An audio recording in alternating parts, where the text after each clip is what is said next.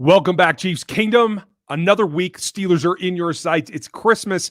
And now we have some things we actually have to talk about. Some breaking news just within the last hour. We're going to get into it and all of your questions. Welcome to RGR Football, and we're locked on.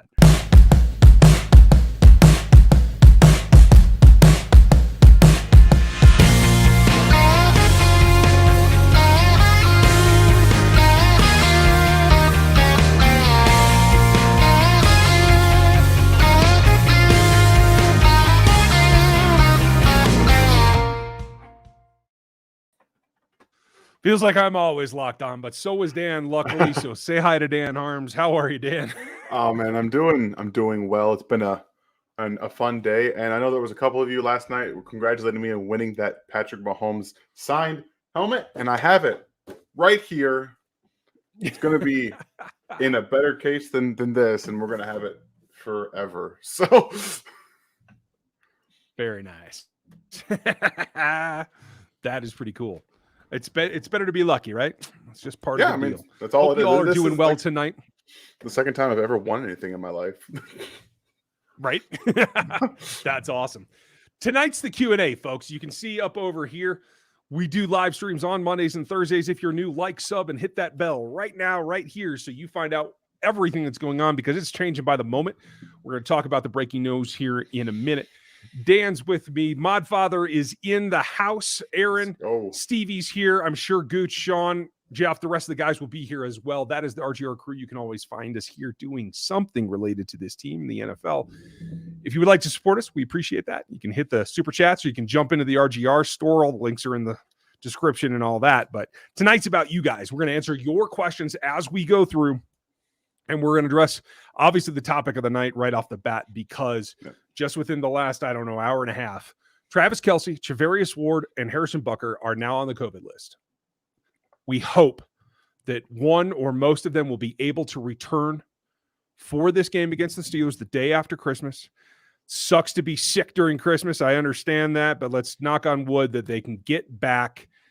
At this point, given what we saw last week, Dan, and it's 3 players to this point, my perspective is I'm just crossing my fingers it doesn't turn into more.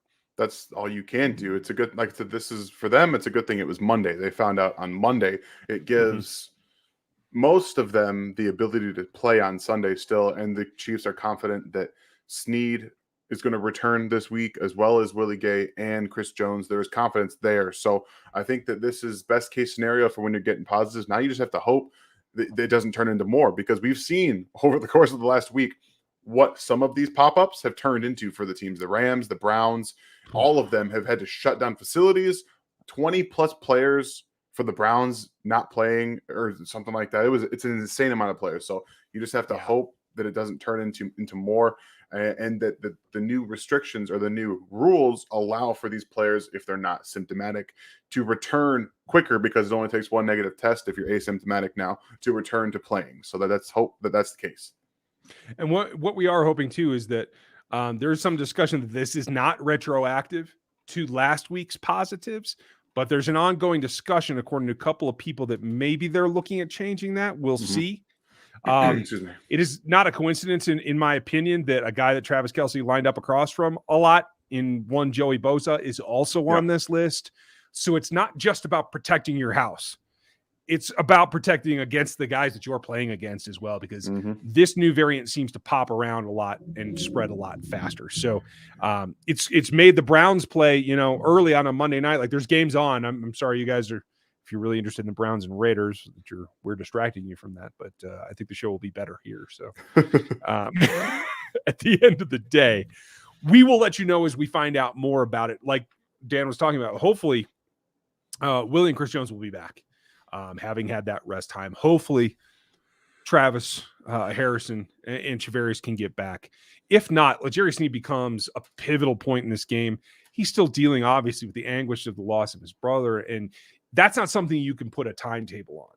Nope. So for me, the concern is he mentally prepared? Is he even back in the groove enough to get on the field? We don't know that. It's not a certainty.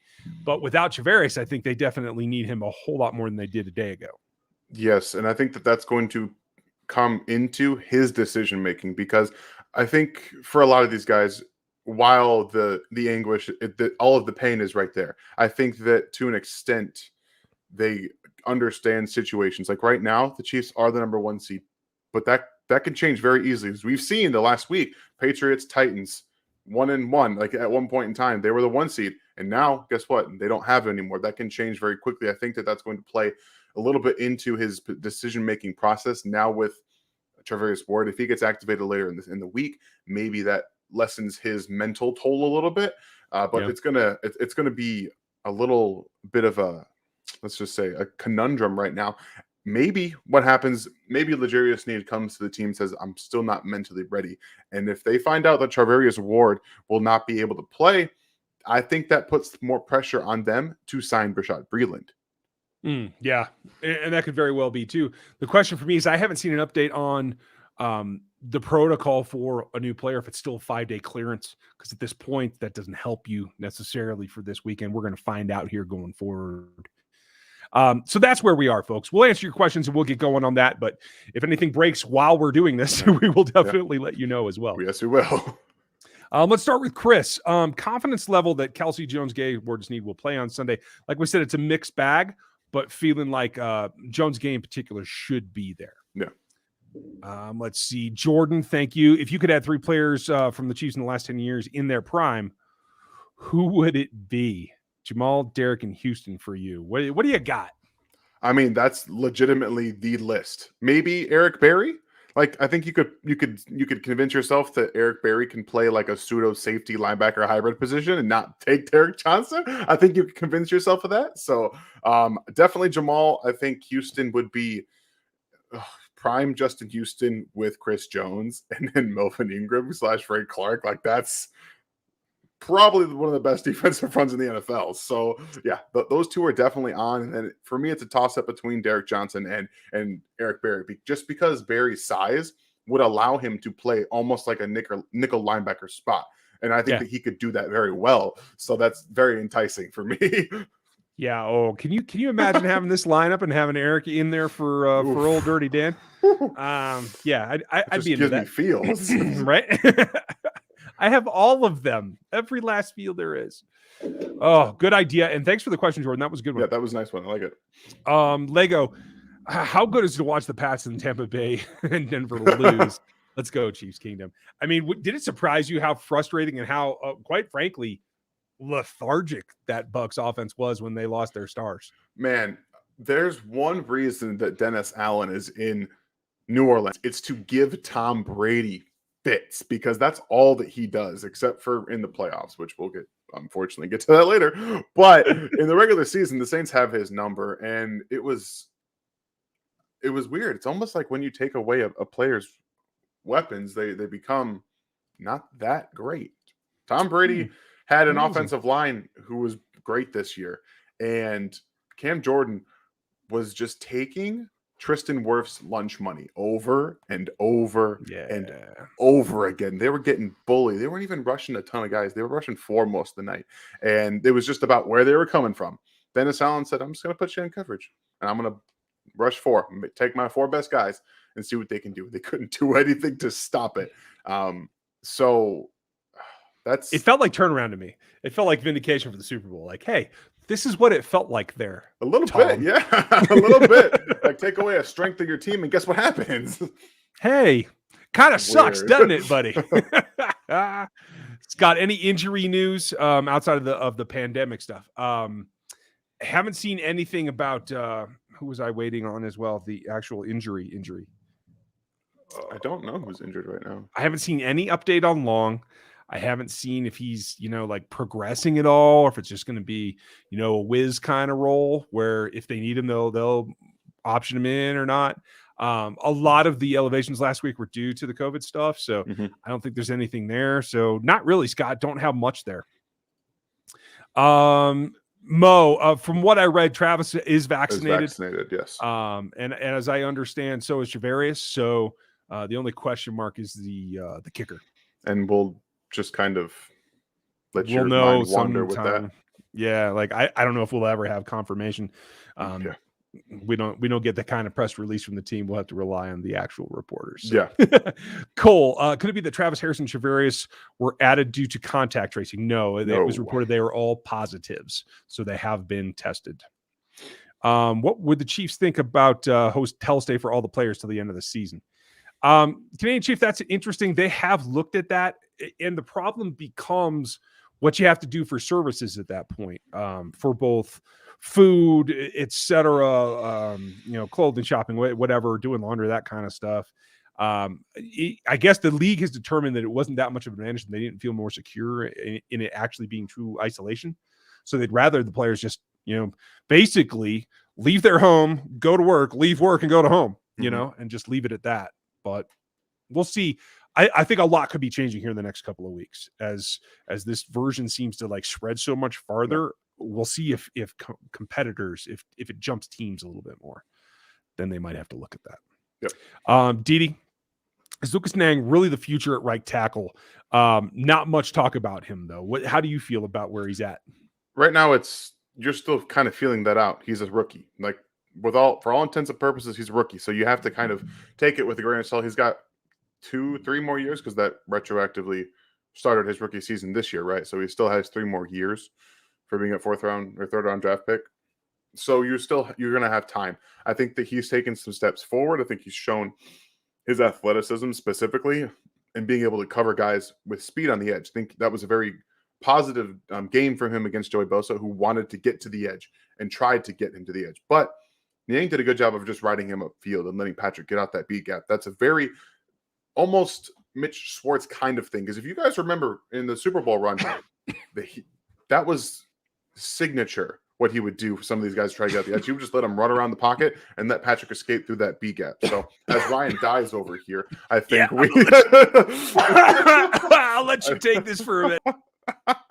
All right, thanks for I do think that that's the Niang right now is going to be the future of the right tackle, and they're going to feel it out a little bit more. Thanks for the question, and thank you for the super chat, Stevie. Tom Brady without a super offense looks like washed up garbage, but Deborah Dandrum's glad to see the World Gun Big Baby get shot. So yeah, Tom was so frustrated in that game. He couldn't do anything, and it was all over the place. He was inaccurate with his deep ball. He was uncomfortable.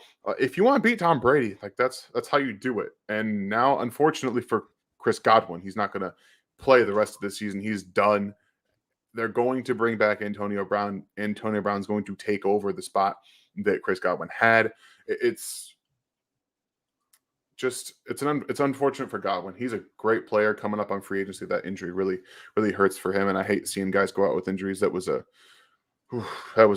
hit that he took that was just not, I did not like watching it, and it was not fun. And to hear Chris Collinsworth say he would almost rather them get hit in the head than hit to the knee is absolutely ridiculous. So yeah, we'll just leave it at that. It was tough. Thank you, Stevie. There was a lot of tough. It looks like Teddy Bridgewater got out of the hospital, so it's around the league. This was a tough game. I personally enjoy seeing Tom have to be human.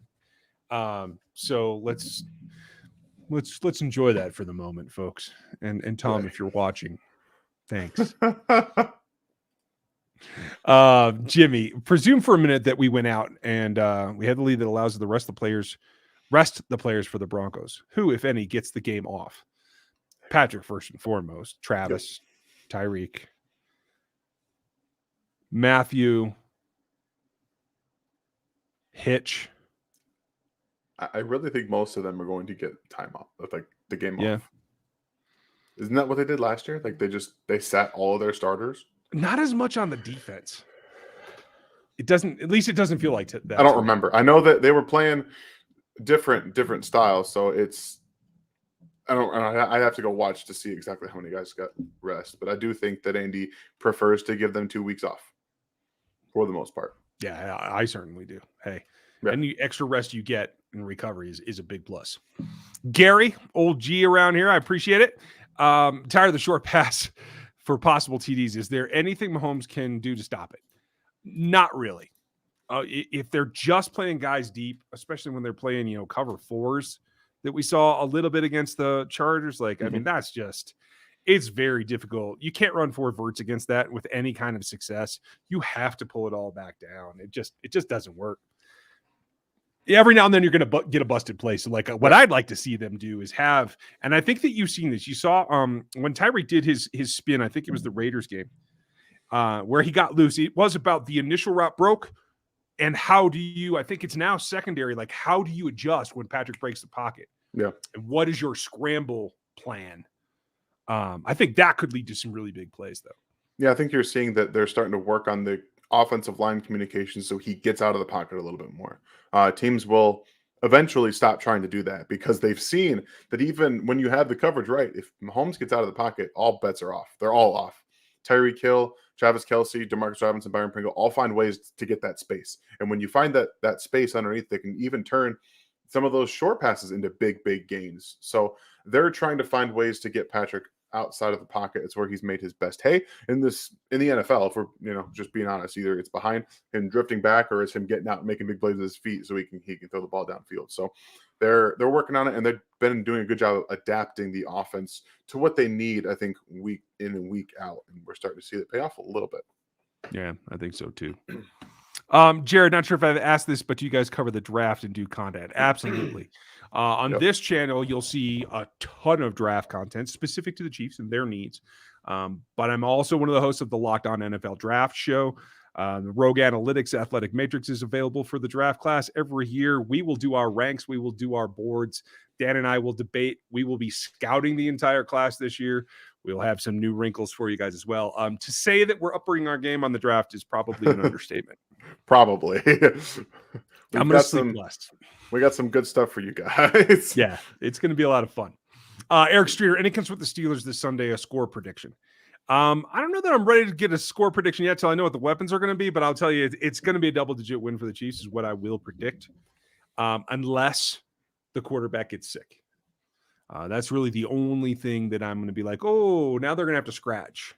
In which case, look for a nice heavy run share between Clyde and Darrell and try to get that power game going. Keep that pressure off of Henny would be my guess. Yeah, it's going to be let's just say it's going to be a game you're probably not going to want to watch on the defensive side because their offense, the Steelers' offense is one of the most unwatchable things in the NFL. So, I mean, it'll be fun from that perspective because the defense should be able to do whatever they want to, but it might not exactly be the most entertaining game. But that means that everything will be, pressure will be down. So yeah. I think you guys will enjoy yourself. I agree. Scott said, "Hi, Dan. Is it sweeter for the Pittsburgh to be the Titans or Bucks to get shut out? What did you prefer?" So really, it comes down to what helps the Chiefs the most. Like I always like seeing the top teams get obliterated. Like watching the Buccaneers get demolished by the Saints was a lot of fun, but the game was not fun. Just like the Steelers and Titans game, that was just not fun. But it was for a different reason. The Steelers being the Titans gave the Chiefs the first overall seed. Like that's more fun outcome just by a little bit than watching the Buccaneers just struggle for every 5 yards they got last night. Yeah, it was tough. I mean, I miss Kenny or Lenny. I'm thinking Letter Kenny. I need to go watch some more of that. I feel for Leonard Fournette because I feel like he really got clicking here mid-season, and to have that injury bite him again, man, that's tough. It's difficult. Great question here, Tactics. I don't know if we're going to agree on this. It's tough for me because these guys were the number 2 quarterback on each of their respective boards for me. But right now, in terms of clicking and seeing the game and being able to exploit defenses in their totality, I will take Herbert. I will as well, but there's one wrinkle for me is Josh Allen has seen, much like Patrick Mahomes has, the adjustment process with defenses. Herbert has yet to see that process. And I think that when defenses finally just say, you're not throwing deep on us, you're not going to do it, we're not going to let you do it. I think that is when I will be able to make the determination. We need to see, because Allen, like Mahomes early in the season, has some trouble adjusting to it. And when you're that kind of quarterback, it's going to take a while. Mahomes is, wants to throw it downfield. I think that more than even Josh Allen and Justin Herbert want to. Like he is, I'm getting this downfield at all costs, and I feel like that's a little bit more him. And I need to see Justin Herbert do that, adjust to that process before I can make a full decision. But right now, without any of that, I'm taking Herbert. Yeah, I think we're either way. I like them both. I just do. Yes, I do too. So everybody understands that.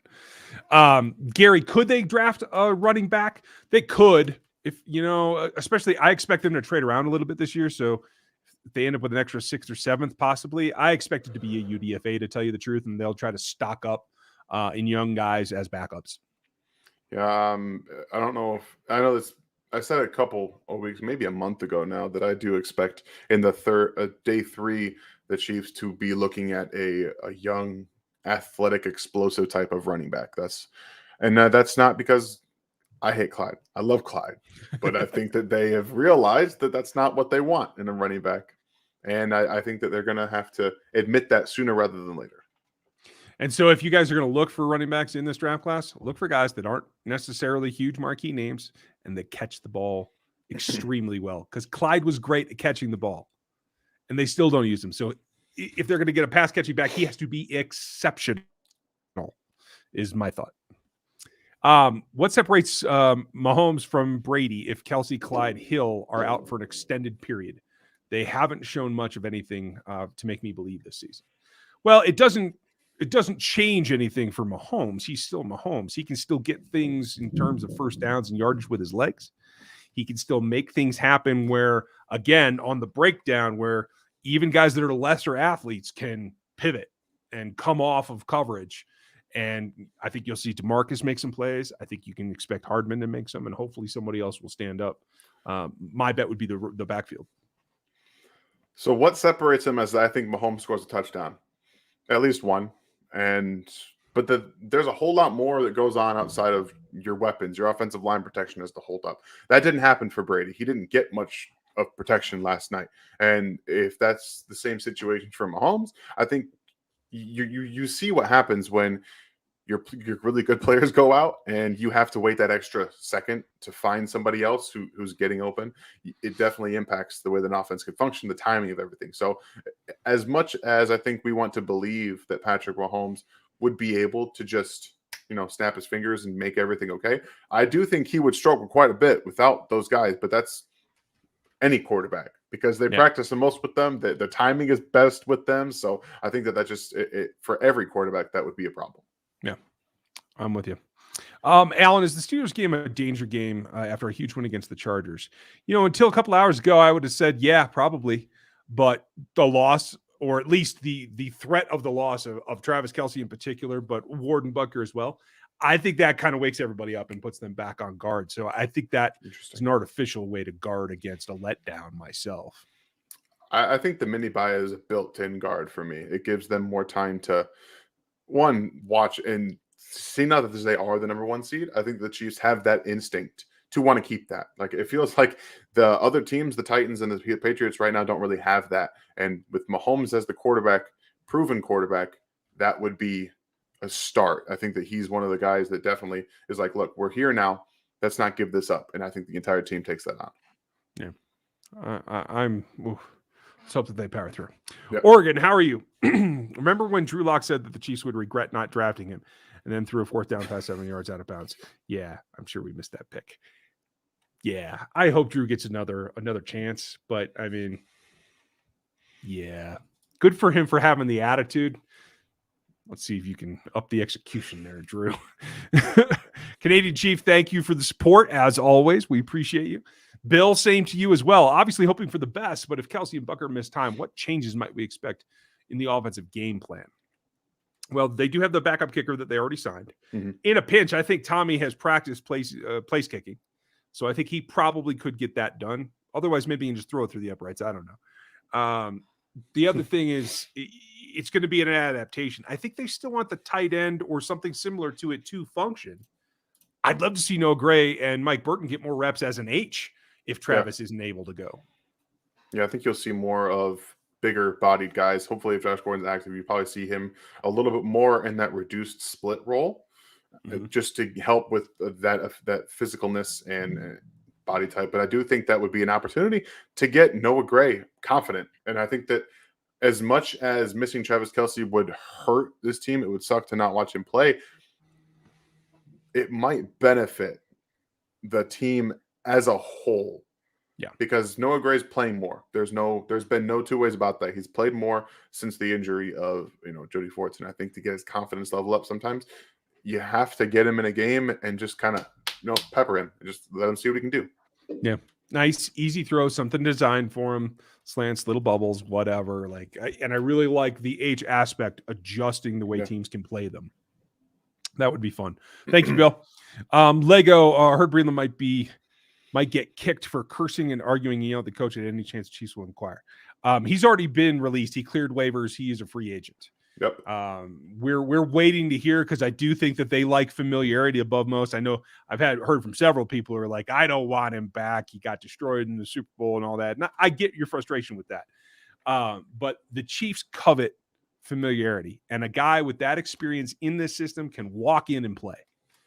And I think they will take a chance on it if they feel the need. And it comes down to Ward being out. Ward might get Breezy back on this roster, to tell you the truth. He might. But it is also about where Hughes and Baker are and in their physical state as well. So we will find out, Lego. And you also had another one. Any word on Parham? Last I saw, he was leaving the hospital. And so that's last I've seen too. Good start at recovery. He will enter the protocol, of course, for that concussion. It was pretty nasty. So I'm just glad he's okay for the most part. Yeah, exactly. As Dan said. Aaron, thank you. I guess I missed something from Stevie. That's awesome. Getting some messages outside of YouTube that some people are trying to comment, but YouTube is saying comments are shut off. YouTube. Yeah, I was going to say, here, take this next question. I'll double check that. All right. Thank you for the question. Mo, if we do have everything clinched, are you afraid 2 weeks of rest for the offense? So no, they did. They had that last year. They had the 2 weeks off, and they came out and were fine. I think getting them kick-started a little bit can take some time. That much time away typically just involves a little bit more of getting back in the groove, but I don't foresee it being too big of an issue. I think the Chiefs were on their way to completely destroying the Browns last year, if not like pulling away in the second half when Mahomes got that injury. So, wait, they didn't get a first round bye last year, did they? I honestly cannot remember. You're talking about Chiefs, right? I am talking about the Chiefs. I don't remember because they weren't the 1 seed last year. Well, then they didn't get a bye. I'm confident of that. I'm also confident that the comments are turned on. So if somebody is having some technical issues, I don't believe it's because of the way that we're set up. So, I'm having some trouble remembering that. Yeah, I was going to say I might look that up too, but we'll get to the next question with tactics.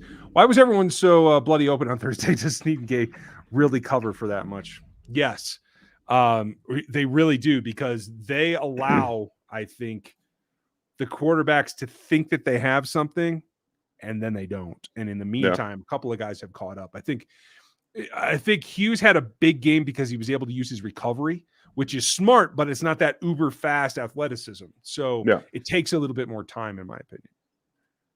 I agree with that. See here. Sean, how are you? Do we see the return of the jet sweep against Pittsburgh? If Watt's out there, that's going to be tough. I don't know that you think you can pin him very well, so I'd be a little reluctant myself, but you never know what Andy will do. No, you never do. And I did confirm the Chiefs got 2 weeks off. So they were the 14-2 last year. I was just racking my brain. I'm like, why would they not be the 1 seed? But they definitely were. Yeah, it was Ravens were 1, right? No, the Chiefs were the 1 seed. Okay. The years are running together, folks. I'd love to tell you that they really are. Like I'm having. Right? I'd love to tell you that I'm getting younger, but I ain't. That'd be a lie. That's the way that goes. Let's see. Got a couple more questions. I'm just stacking these up, folks, so that I don't miss them. Let's see. Maximo, thank you for the sticker. We appreciate the support. Longtime contributor around here. Appreciate you. Chad, you as well. Thank you. Great to see you guys. Merry Christmas. And yes, COVID does suck. Yes, it does. Yes. I hope you guys are set for a great holidays, whether you celebrate Christmas or Hanukkah or Kwanzaa or whatever else the other ones are that I can't quite remember. So apologies if one of those is you. But yes, I hope you guys have a great Christmas week or holiday week. And we're going to be with you here up until Friday, just like normal. Yep. You know, then Christmas being on a holiday makes things a little bit easier, to tell you the truth. So it's like just cruising normal kind of thing. Yep. Just about. Thank you, Chad. Any word in Bashad coming? Not yet, Sean Song. I'm patiently waiting. I hope Tuesday they'll announce something. We'll find out. So we'll let you know as soon as we know. What wide receiver are you predicting the Chiefs draft in the first round?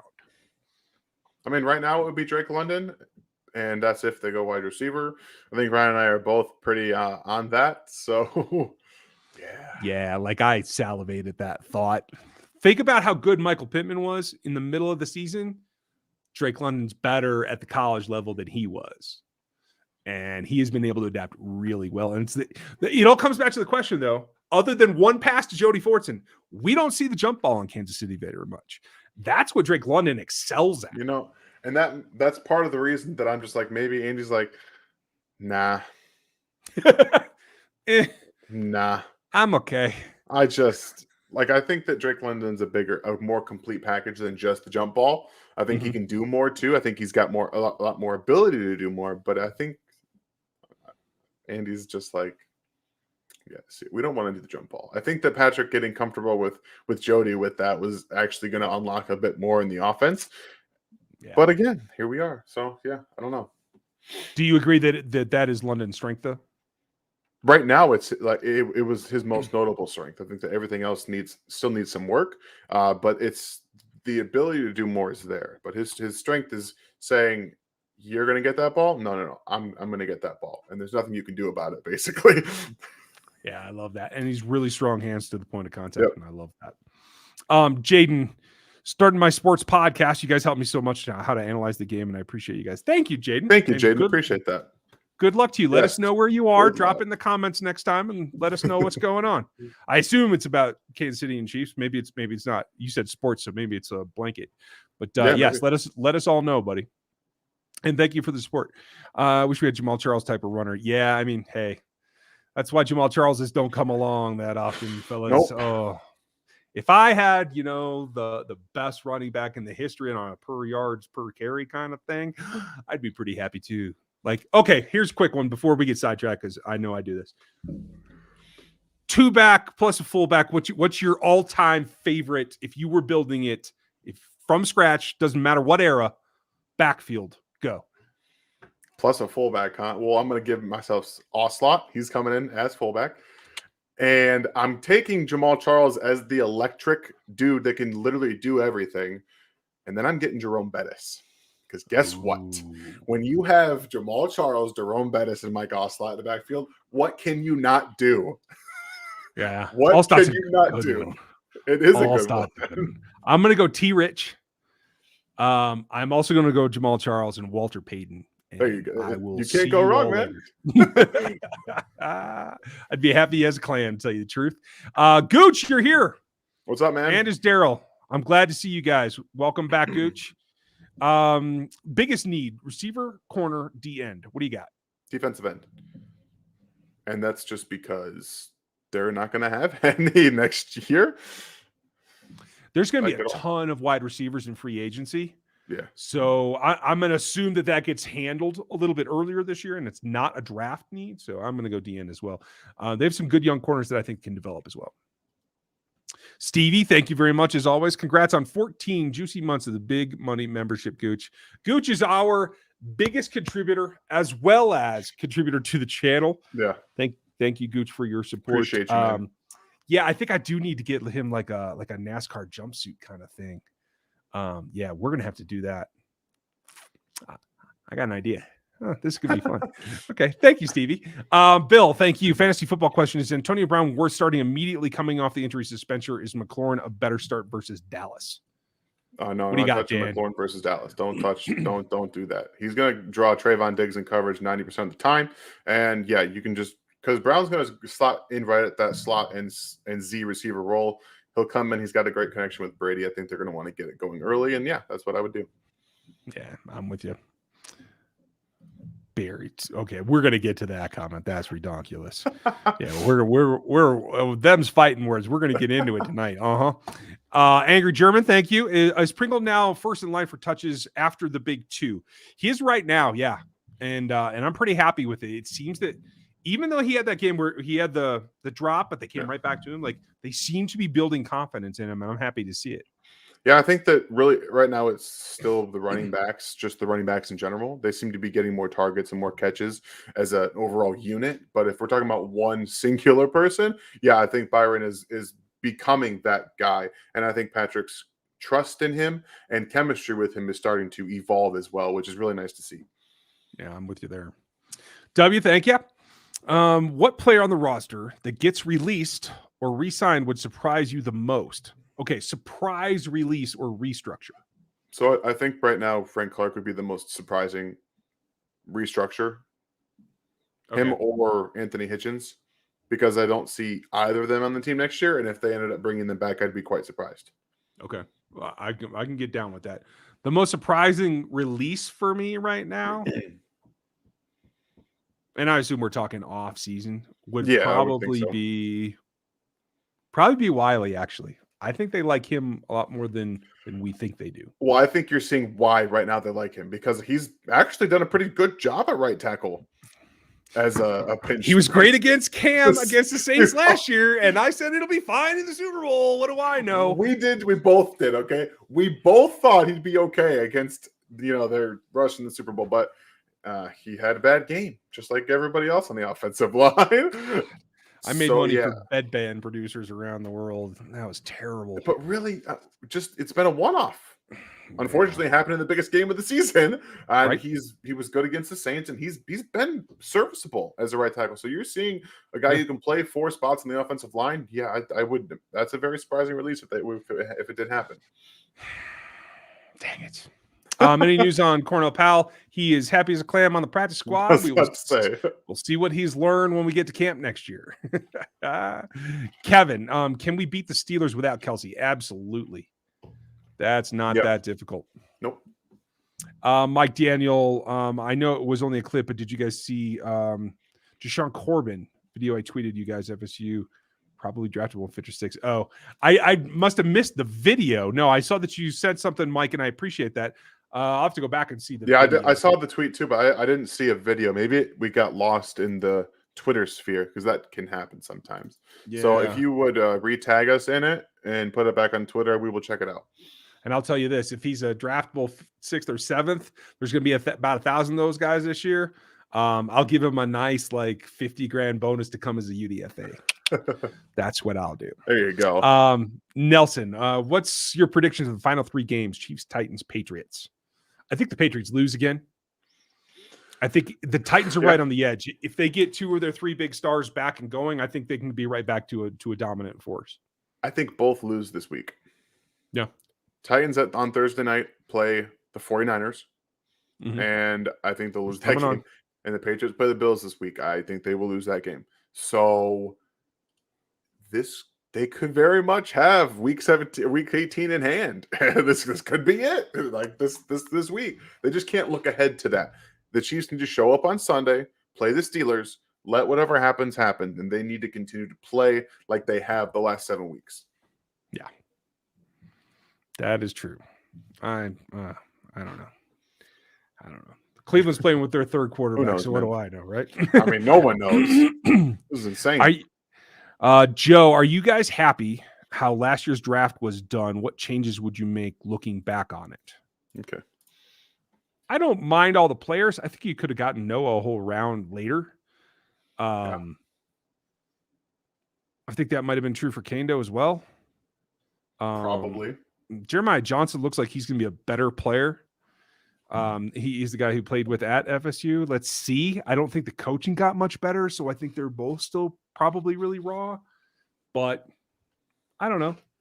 I'm feeling pretty good. I mean, the whole thing, at the end of the day, this draft is going to be remembered for the linemen because you obviously nailed the Creed selection, and you're going to get Trey, and Trey's only going to get better. Mm-hmm. And at the end of the day, I think you're going to end up with 2 Pro Bowl level, if not all pro level linemen, one in the 2nd round and one in the 6th of the same draft. So you're not going to like the answer to the question, because done the way that it is. Nick Bolton has played very well in his role. He has grown. We saw him grow into a bigger role on Thursday, excuse me. He played better. He's been playing better.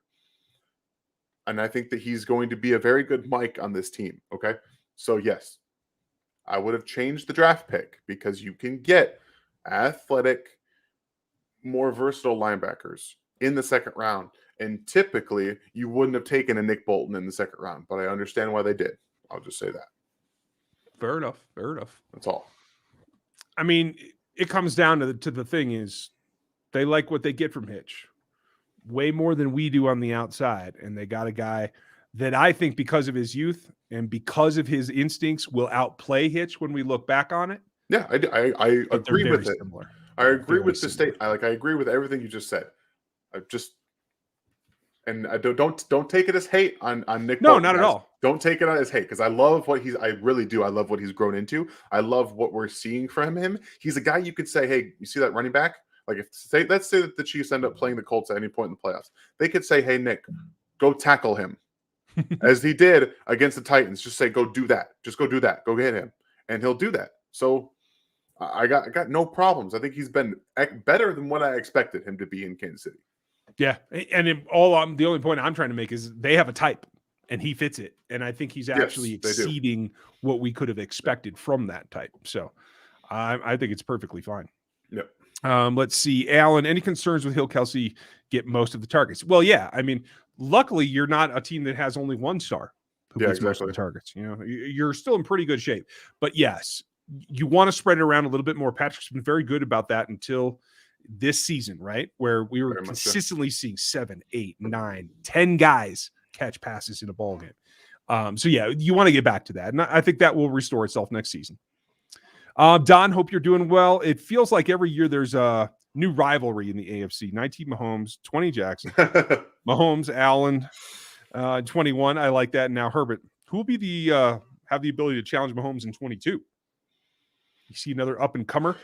So here's my thing. If the Bengals put an offensive line around Joe Burrow, if they actually put an offensive line around him, there's possibility there.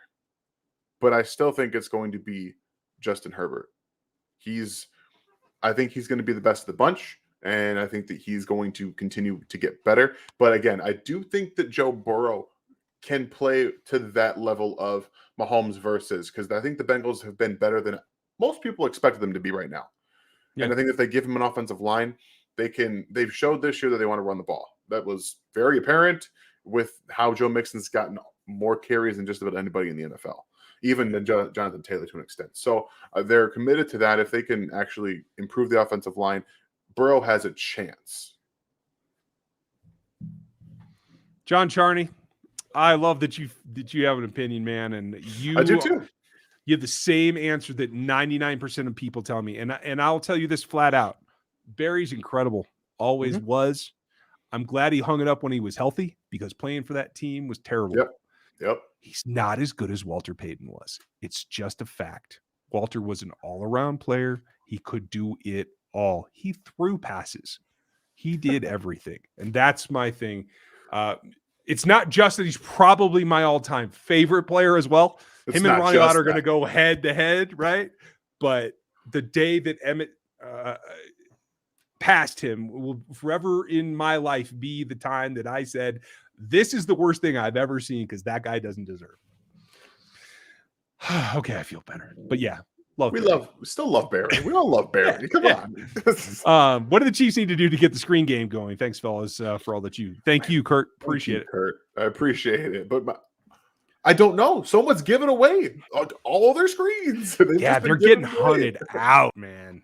I mean, and it's just going to keep happening. Who was it? It was Nuoso, right? That got those 2 tips and the 1 pick and all that.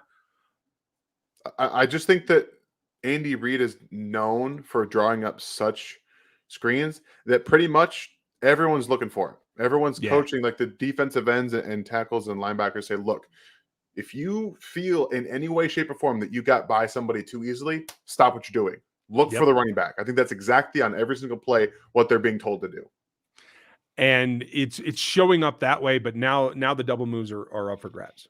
Yeah. So, hey, let's start faking the snot out of it. It's going to be try, fun. man. You want to get your chunk plays? That's how you do it. Tom Flora, we drafted Powell, but didn't work out. What makes anyone think we'll go wide receiver 1 in first round? I see maybe we get a Hardman replacement in round 3. Lot of things going on there, Tom. Powell's a 5th round pick. The expectation for him to have done anything at this point is way, way beyond where that draft selection is. So I don't think you could say it didn't work out yet. He's got a lot of time as a 5th round pick. Secondly, the quality receiver you get in the first round is night and day what you get in the 5th. I think the 2nd's going to be the sweet spot for it myself, but anywhere in the top 100, I think they will look to get somebody to catch the ball because it's become such a thing this season. Yeah, I know that this is probably my doing. A lot of people loved Cornell Powell. I was pumping him up a lot, and maybe I will take the reins back a little bit for the future so I don't get everyone's hopes up, because I still think that he was an excellent pick in the 5th round. I think he's going to be a good player, but again, you don't know what a player is going to turn into when you watch their college tape. You can only kind of hope. Like, I see a lot of stuff when I watch this tape, and it got me excited. So I apologize, Tom, if my evaluation of him got a lot of people's hopes up that he would just come down the scene and do that. It doesn't usually happen for 5th round picks. So we'll just wait and see. Yeah. If you were the defensive coach, how would you utilize plan to stop the Steelers offense? That's a good one, Maximo. Thank you, Maximo. So Ben Roethlisberger can't move anymore. Okay. If his first read's not there, it's over. Okay. So I'm playing shallow. I'm playing inside the windows. I'm forcing him to go to 2 and 3, and their offensive line's terrible. They can't run the ball, and I'm just going to have Chris Jones eat his lunch all day. That's what I'm doing. I like that plan. I like that. I'm okay with that. Sit in the windows. I'll tell you further. I stack the box. I run a bear front, and I attack both those A gaps because he can't move more than 6 feet away from center without getting crushed. Yeah. So I am going to jump and blitz those A gaps all day long. Night. And I'm going to smile the entire way. Yep. Jaden says, give me Boomer Grigsby and Colby Smith. You're killing me, Smalls. I'm telling you. That's great, though, because you're digging, and I appreciate that. Thank you, Jaden. Cole, they don't seem to be going to Pringle enough, which is depressing me. Am I missing something? No, I don't necessarily think you're missing anything. Nah. I'd like to see more as well. We all would like to see more. I think Byron would like to see more because I'm telling you right now, dude, guys, he is open. He is open, and typically your offense is trying to get your first read open. That's what they want to do. They want to get Tyreek Hill. They want to get Travis Kelce open. So a lot of what they do is to get them open, and that is going to be the thing with this offense. Like, their number one, typically, to make a quarterback's life easier. If his first read was always open, he would never get hit, and he would be able to get the ball out quickly and do everything he wanted to with it. So that's the functionality of an offense, and Byron Pringle has not been a first read kind of guy. He was on Thursday on that 3rd down, though. He was the first read, and he got that first down. So I'd like to see that. I'd like to see a little bit more dialed up for him specifically. Yeah, I like that a lot. I do want to see some more stacks, to tell you the truth. I'd like to see him and Josh on the same side and see what they can get going. Yes. Let's see. I think Veach needs more credit. Thank you, Jared. Yes, his drafts haven't always been the best, but I think a nice draft class this year, and it's got a tough offseason, contracts having to replace the draft. He does have a tough offseason. I'll tell you this. Until he decided to draft linebackers, his 2nd round selections were very iffy. Mm-hmm. And I think he's finally gotten the groove where he's not overreaching and he's taking value there. And it has happened to be linebackers that have worked out. And I hope that he continues that trend. I agree. I hope so, because you're going to find some good linebackers there too, especially because they end up getting undervalued in the 1st round. They fall right there for you. Yep. And especially in today's thing where you can have a quote unquote linebacker that ends up being your 3rd safety or ends up being your pass rusher, Micah Parsons. Like, the athletic linebackers can do a lot more than they used to be able to do. Susan, thank you. If we rest Mahomes, I want to see Michelle play. And I'm kind of with you because I didn't think he was even going to make the roster. I was not impressed with him in camp or OTAs. And I want to see what kind of progress that he's made. because that could be the key. Because Chad Henne's not going to be here forever, folks. When Father Christmas comes around, he's going to be 87. I don't think he can take it much longer. So, Chad, don't run the ball. Just don't run with it. See, I'm okay with it. As long as Chad's willing to give himself for this team, you do what you got to do, man. That was one of the greatest moment in his career. I guarantee you he would say it probably was. And yeah, I'm here for it. I loved it. Every second of it. I'm down. Seth, we have talked about it. I try not to go overboard on it, but you're right. Having that play in the first 15, which means that it was always an option there.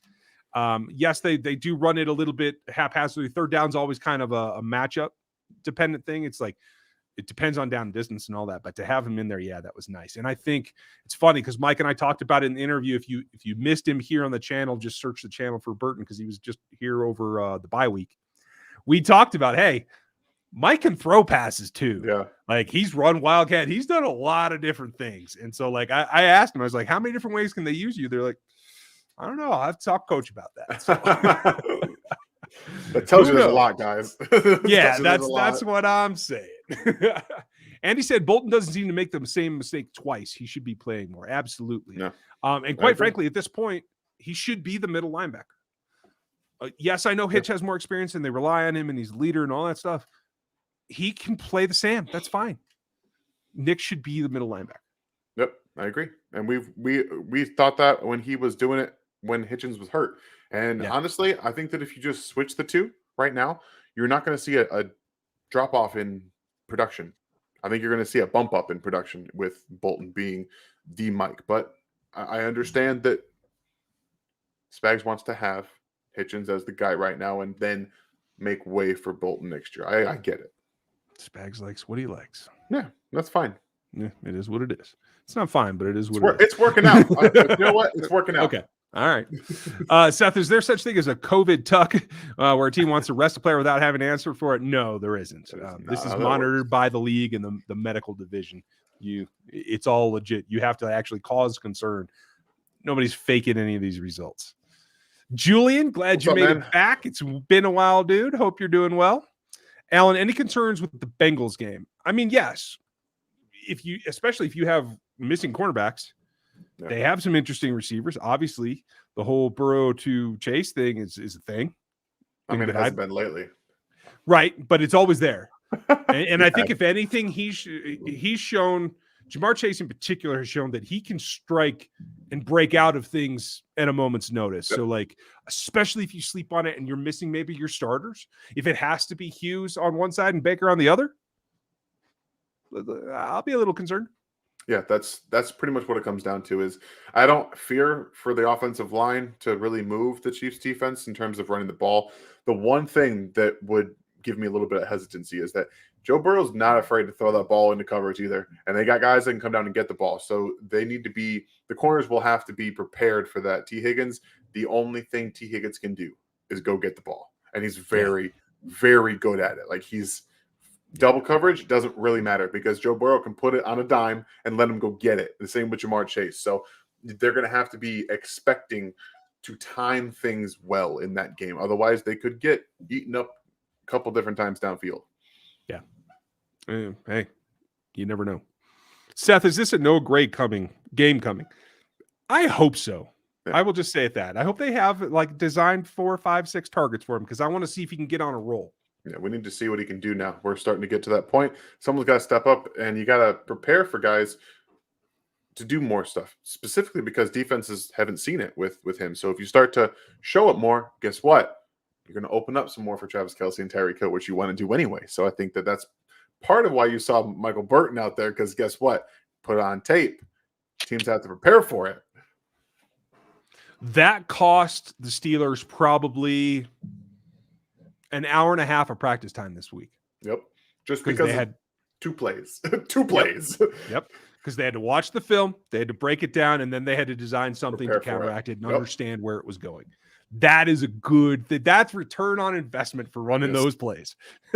And you got a touchdown out of it too. Oh.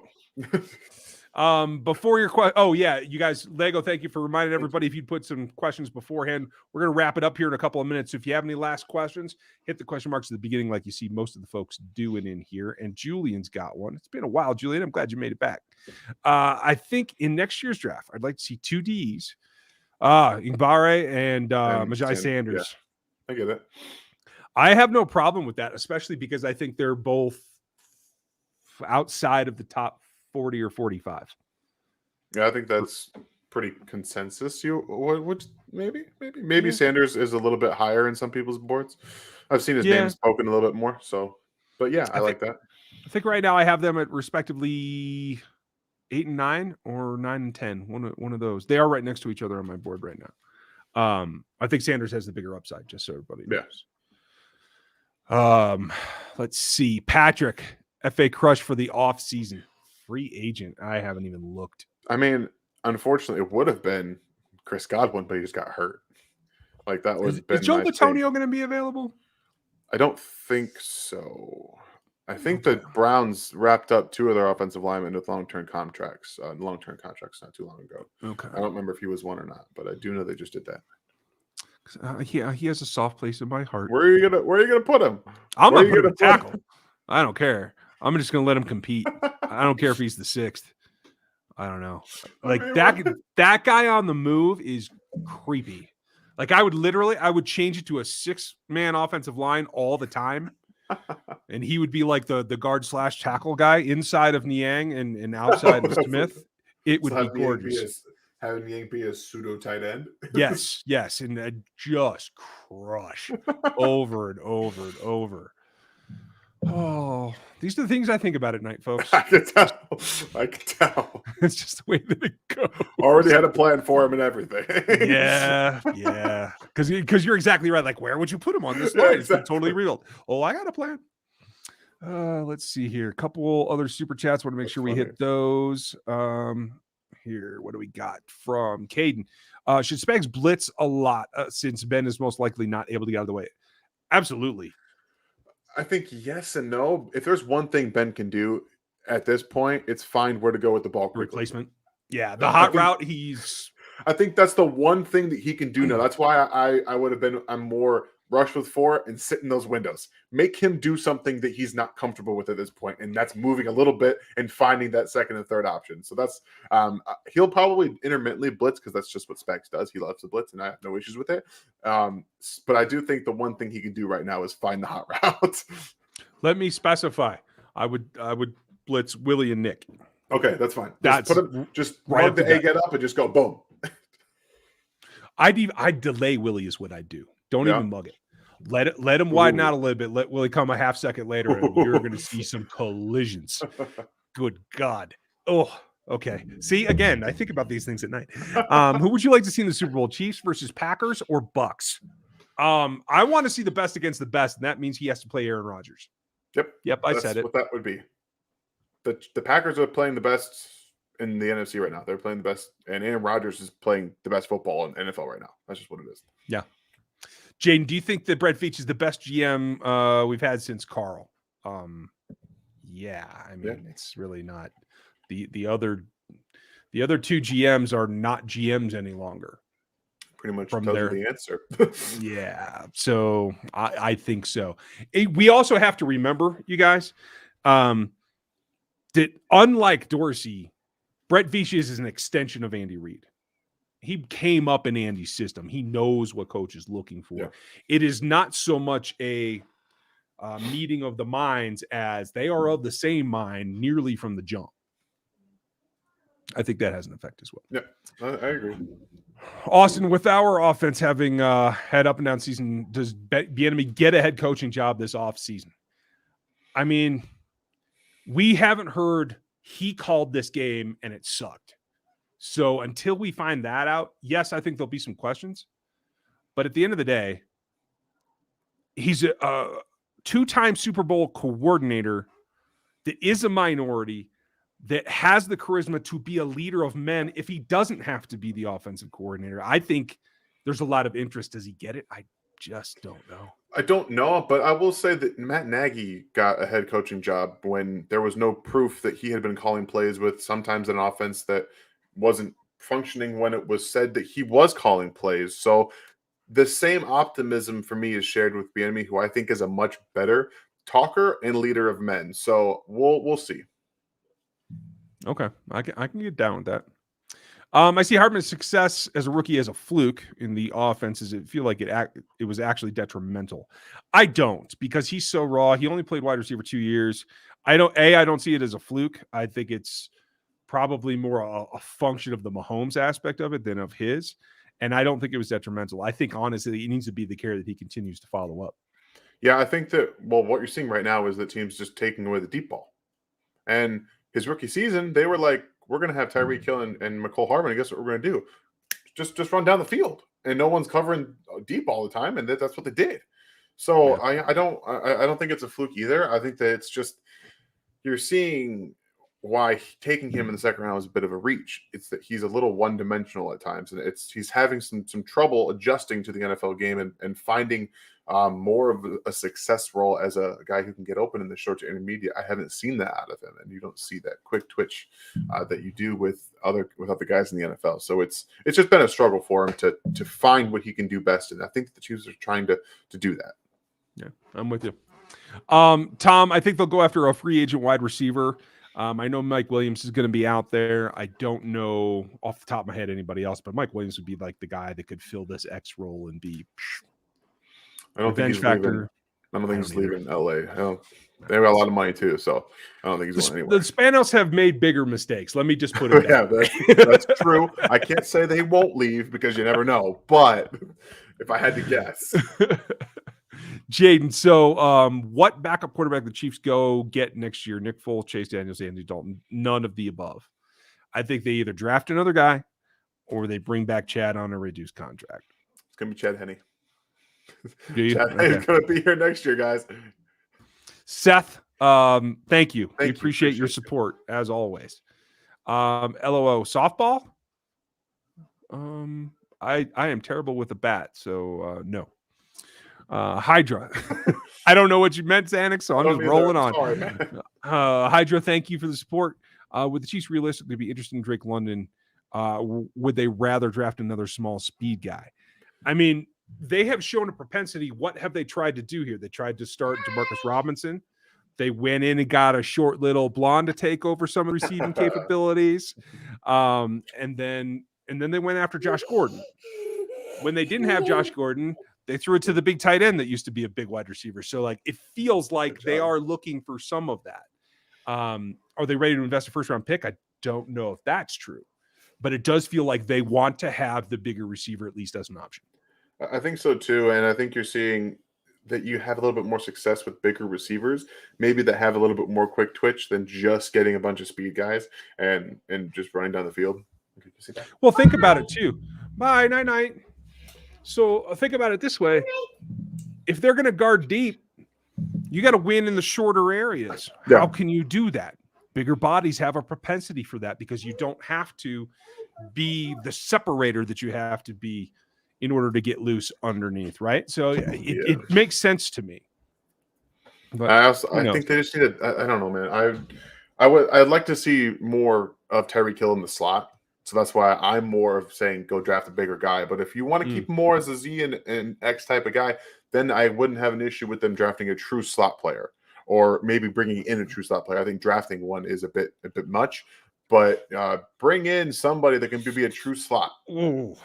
I'll tell you guys this. Yeah, I don't know if I've said it on the show before. I might have said it on the Locked On show. His name is Jareth Stearns. Yep. He's Mighty Mouse. It's crazy. he's like Steve Smith, but shorter, thicker, and smarter. Nothing against Steve Smith. I'm just saying, former quarterback, former all these things, 1,400 yards at Western Kentucky this year. He is my slot crush this year right now because you plug him in, he runs through contact. It's awesome. He's like, I've been trying to find tape of him. I've been trying to. I've literally been asking, where can I get Western Kentucky tape? I don't want to watch the quarterback, which everyone else wants to, Zippy or whatever Right. his name is. I want to watch the wide receiver. I want to watch Stearns. There's some highlights, like broadcast highlights Yeah. on YouTube. You can see it that way. I don't have any all 22 of it yet either. I'm working on it. So upset. Eric, thank you. If EB gets a job and Nagy gets fired, would they bring back Nagy as OC? It's concept, but I honestly have a different one. And this whole thing with Urban Meyer is just the start. I'm not saying it's Jacksonville, but at some point, I think somebody will hire Eric. And I think that's a perfect thing for him to become the motivator and not call the plays and have Matt be his OC. I could see that pairing going really well. I could, and no, I wouldn't like to bring Nagy back. If I'm choosing a former OC, I'd just bring Doug Peterson back. Right. I think all three of those guys could be in the mix in Jacksonville. Yeah, I would. I don't think Peterson is. I don't, Nope. because I think the way he wanted out of Philly, not wanting to be told what to do and stuff like that, I think EB presents the type of Dan Campbell-esque, what you're seeing in Detroit right now. Dan Campbell is literally willing that team to be decent because he's such a motivator and a leader. Like I think he's a legitimate leader of men, and I think EB has the ability to do that too. So I think that might be what they're looking at. Yeah, you'll get no argument from me. All right, guys, we're going to wrap this up and power through these last few. Naaman, thank you. PFF keeps mentioning the last games the Chargers and Raiders went away from too deep, and that's why the Chiefs are having success. Is that the case, or the Chiefs figured it out? It's a bit of both, because they move the ball against their too high, and that's why they're like, well, if they're going to move it against the too high, we'll just go back to what we perform and execute better in our single high cover 3 types. But I did see more mixture from the Chargers than I saw against the Raiders. I don't know if you down the stretch. I saw more 1, but a lot of teams are just kind of showing 2 and going back to what they're more comfortable in, because communications can break down. But that's what I'll have more information later about that. Cool. Let's see, Mr. Tantalum. What RB should they draft? They shouldn't. But if they bring in a UDFA, Dalvin Cook's little brother plays for Georgia. He'll be a top 100 pick, though. I would not go get him in that area. He is super good, though, and he's got breakaway speed as well. They could get him, but I hope that they don't, because I think it'll be a 3rd round-ish pick. Anybody stand out to you? Because most of the guys that I like at the RB position are like either first rounders or underclassmen. I haven't seen a whole lot of running backs yet. Just I think that Cook, who if he slides to day 3, could be an option. That's if, but I don't think he's going to. I think he's going to test really well, and that's going to make him be a day 2 pick. But I'll have more going forward. I wanted to look at the running back out of Toledo, but I'm not sure if he's declaring for the draft or if he's staying. So I need to see. I have not seen that decision yet either. And just so you folks know, Dan might do it. I will look at running backs the very last thing before the last week of the draft, because I do not care.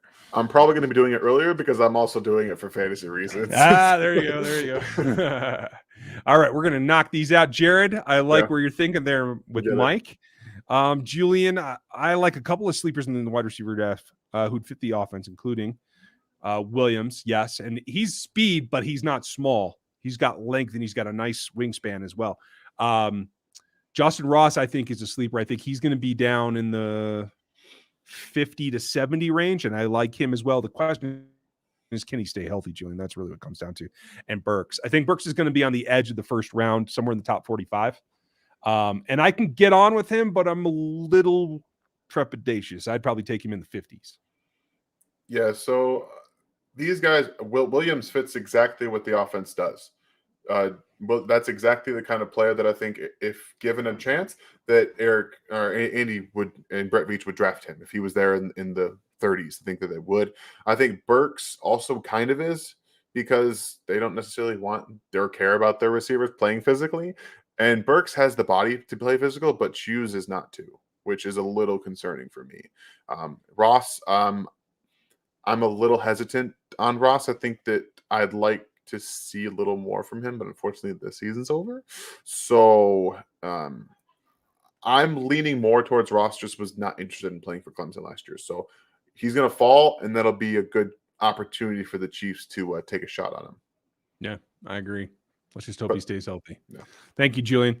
Dylan, Allen Robinson is a free agent. Could he be a cheap in the slow season. Good fit. Good fit, yes. He will be nowhere near anything cheap. I'll tell you that. This will be his last contract, his big third contract. He ain't going cheap. I'm not crazy about EB's play calling. I much prefer Andy was playing calls. I mean, yeah. From what we think we know. What we think, yeah. I agree. Yeah. Hydra, thank you for the support. Kyer Elam or Sauce Gardner. I like Andrew Booth, but I think he'll be gone by 32. I think Booth is going to be the first cornerback taken in this draft if he tests well. The more that I watched his tape, I'm just like, there's no way he's falling outside the top 10. I just don't see it. Ball. Yeah, he's so physical. He doesn't care. And my problem, I still have Stingley above him right now because I haven't gotten into the tape, big time yet. Mm-hmm. But Stingley's been so hurt. Like it. You can call it recency bias. That's probably legit, but I'm going to go with it because I am sure Booth will play at the next level. Yeah, but give me Sauce in the question, by the way. Yeah. Yeah, I would say that too. From what I've seen, I've only seen Elam. It was against Alabama, so maybe that's not the best thing so far. But yeah, I would take Gardner over him as well. Seth, welcome to the membership. Welcome, Glad you made it. If you joined at rookie, I can't tell what level you are yet until I go back and look. So if you joined at the rookie level, go ahead and email me here at rgrpodcast@gmail.com. And folks, that goes for any of you. If you want to join the memberships and get the extra videos and all the stuff and get access to the Discord with our member-only exclusive stuff with Aaron and Gooch and Stevie and Frankie as well, who set up our Discord, just got to email me over here. Once you join as a rookie, let me shut that off and we'll finish this out. Jared Allen or Hale? Holly, I think is supposed to. Holly. Okay. Gannon or Gerbach. Whew. So give me Jared Allen over Holly, which I think might be a little controversial, and I'm going to take Gannon over Gerbach. I agree with you completely on both. No controversy at all. Thank you, Jaden. I love Karlaftis. Is he an option if he falls? He's a fit, but I'm not overly optimistic he's going to be a great pro. I'm not either. I need to see more tape, but I also think that he's going to go top 15. So, really? Whew, okay. I 100% believe the way wide receiver or quarterback is shaping out that you're already going to have two guys in the top 10, possibly actually top 5 go off. That's going to push people's need for edge up, and I think that Karlaftis will benefit from that. Okay. I can't see that. I have him as a 40s guy. I don't even have him as a first rounder, but you could absolutely be correct. Need trumps all. Stevie said juicy pick. Welcome to the membership, Seth. I appreciate that, as did Aaron. And I don't think that we have anybody else super chats, so I will not feel guilty, and I love that. If you guys would hit the like, the sub, and the bell, and if you're new, welcome. You can get more by joining us and becoming a sub, if not anything else. We got you, Casey Chief. Sorry, I was a little slow on that question. So I hope that you guys have a great night. We'll be back with videos this week as we're getting ready for Christmas and for the Steelers game. So be with us tomorrow. Dan's got all kinds of stuff for you Tuesday, Wednesday. Seth and I should be back on Thursday. At least I will. If the lawyer is busy, the lawyer is busy. But we'll be back for that. And then you will have the huddle. Special guest with Stevie and Gooch. You don't want to miss that. So thank you all. Get ready for Christmas. I hope you're pumped. And we'll talk to you next time.